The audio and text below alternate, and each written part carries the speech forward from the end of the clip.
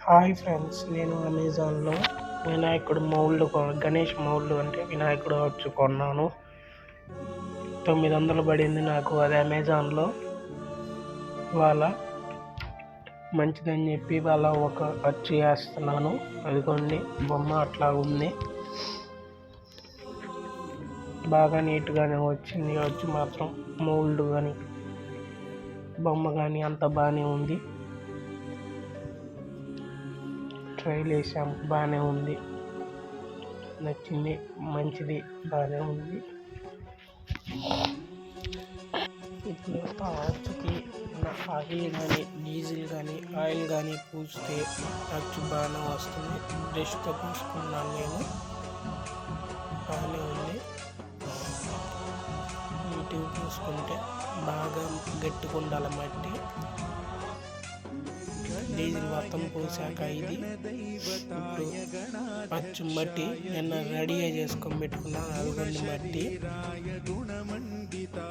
అట్లా గట్టిగా ఉండాలా. ఇప్పుడు వినాయకుడు అచ్చులో పెడుతున్నాను. మట్టి బాగా ప్రెస్ చేయాలా. బాగా ప్రెస్ చేసాక పేపర్ ప్రెస్ చేసి కొట్టాలి, తీయాలి మౌల్డ్ని. బాగానే ఉంది, కానీ మట్టి మాత్రం ఇసుక లేకుండా బాగా జిగురుగా మెత్తగా ఉండాలి, గట్టిగా ఉండాలి. కొద్దిగా మెత్తగా ఉంటే ఇరిగిపోతుంది.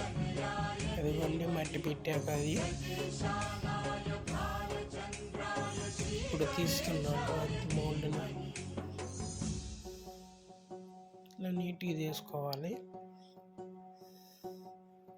ఇది కొద్దిగా ట్యాప్ చేసుకుంటే ఊడొచ్చేసిద్ది అన్నమాట మౌల్డ్కి.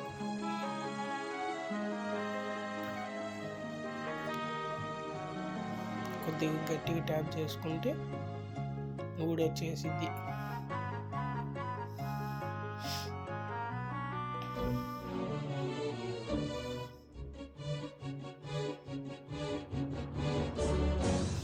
ఇదిగోండి ఇప్పుడు ఈజీగానే వచ్చేసింది మౌల్డ్.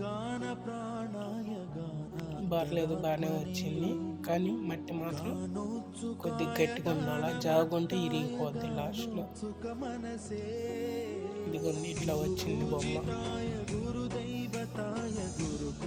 అంటే కాగితం కింద వేసుకున్న పేపర్ కూడా నీట్గా ఉండాలి.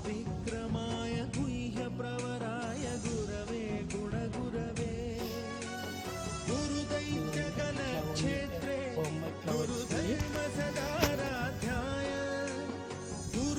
నీట్గా ఉంది, బాగానే ఉంది, పర్లేదు.